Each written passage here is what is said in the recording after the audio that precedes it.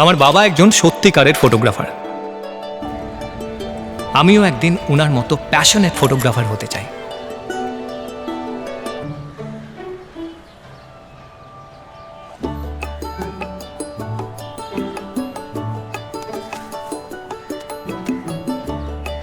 ওই শাড়ির দোকানের ছবিগুলো দেখাও, তারপর সিদ্ধান্ত নেওয়া যাবে ফটোগ্রাফির কোর্স করবে কিনা।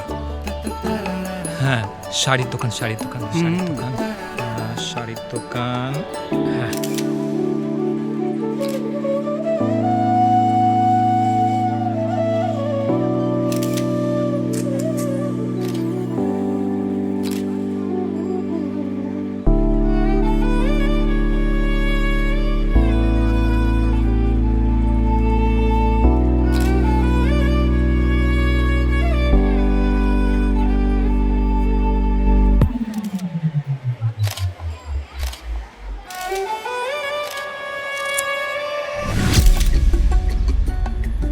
বাবা, আমি ওই ফিতে কাটাটা না মিস করে গেছি।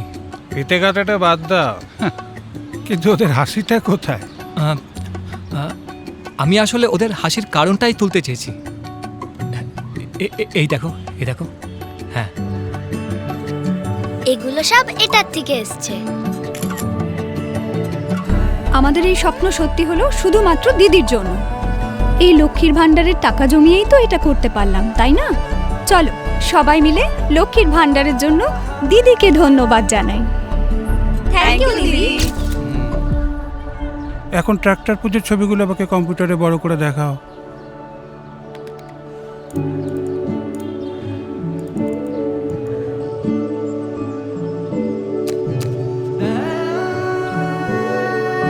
ও আচ্ছা, তার মানে ক্ষেত মজুরদেরও সরকার এখন থেকে টাকা দেবে? হ্যাঁ, দিদির দেওয়া ভূমিহীন সহায় উদ্যোগের মাধ্যমে আমরা যারা ক্ষেত মজুর, নিজেদের জমি জমা নেই, তারা তো প্রতি বছর 4,000 টাকা করে পাচ্ছি। হুম।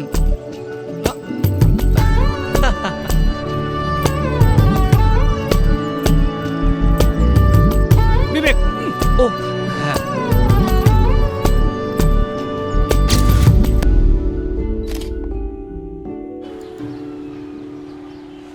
এত সুন্দর ছবি কি করে তোলো?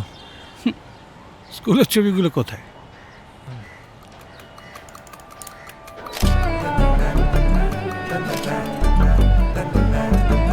বিষয় ছিল আমার স্বপ্নের বিদ্যালয়।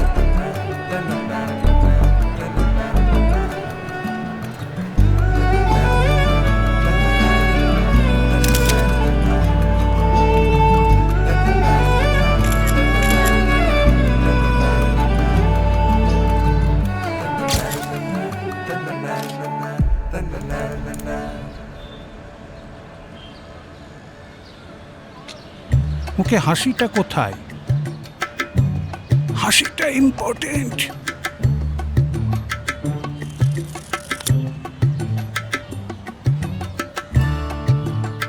একজন ফটোগ্রাফারের বড় সম্পদ হলো ভালো মুহূর্ত। বাংলার মানুষের মুখের হাসি বজায় রয়েছে শুধুমাত্র দিদির জন্য, কারণ দিদি সবসময় বাংলাকে দু হাত দিয়ে আগলে রেখেছে। এই ফটোগুলো পেনশনের জন্য। পেনশন পাওয়া এখন অনেক সহজ হয়ে গেছে। আরো অনেক বয়স্ক মানুষ এই পেনশন পাবে।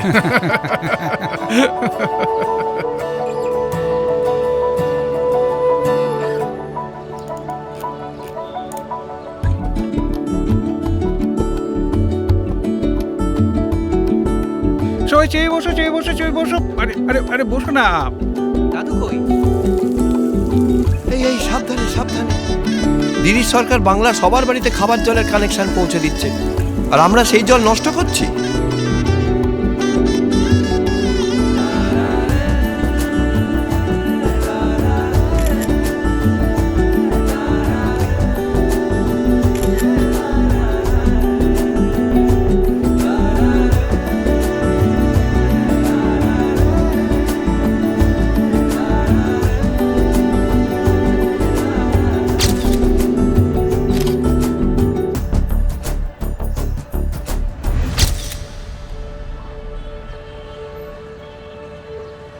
তোমার মতো প্যাশন আমার নেই।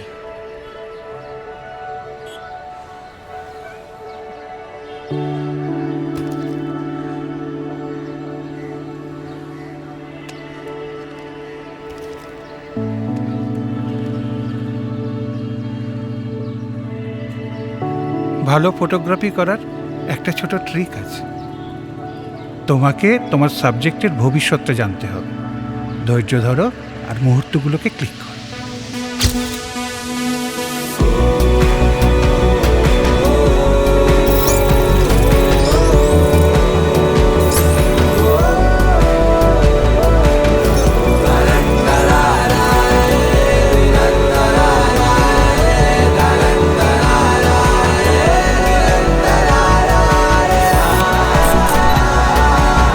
এবারে দিদির হাত ধরে স্বাস্থ্য পরিষেবা পৌঁছে যাবে প্রত্যেক পরিবারের দোরগোড়ায়।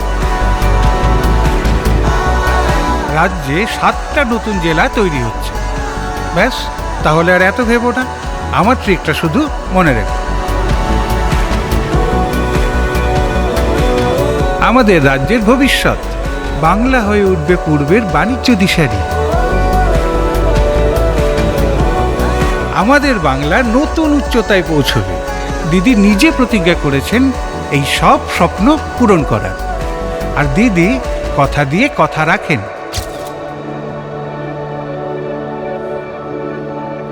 এবার বলো, ভবিষ্যৎটা দেখতে পাচ্ছ কি? হ্যাঁ, ভবিষ্যৎটা দেখতে পাচ্ছি। ভবিষ্যৎটা আরও দেখতে পাচ্ছি শুধুমাত্র দিদির দেওয়া যুবসাথী প্রকল্পের জন্য।